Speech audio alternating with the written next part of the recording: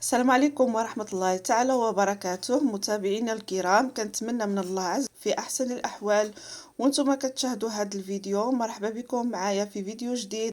قبل ما نبدا الفيديو ما تنساوش تشجعوني باللايك واشتراك في القناة باش يوصلكم دائما الجديد. فوجئت المغنية الراب المغربية إيلي اللي هي إلهام بنت عبد العزيز الستاتي تأثرت بزاف بالوفاة ديال عمها، الله يرحمه ويرحم جميع الموتى المسلمين أجمعين. العم ديالها اللي هو ميلود العرباوي، الوفاة ديالو كانت يوم الاثنين 21 نوفمبر 2022. ودعت إلهام عمها بكلمات مؤثرة عبر حسابها على الانستغرام، واصفة إياه بأغلى شخص بالنسبة لها. قالت: لم أكن أتوقع أن ترحل وأنت في هذا السن يا أغلى شخص في العائلة بالنسبة لي.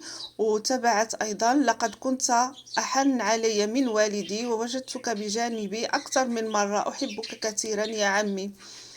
وعبرت إيلي عن صدمتها الكبيرة بعد تلقيها الخبر وفاة عمها، مؤكدة أنها لا زالت لم تستوعب هذا الخبر.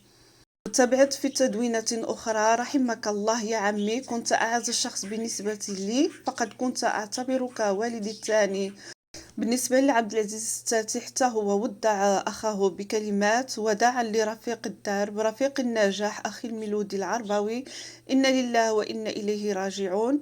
وأرفق تدوينته بصورة تجمعه مع أخيه الراحل.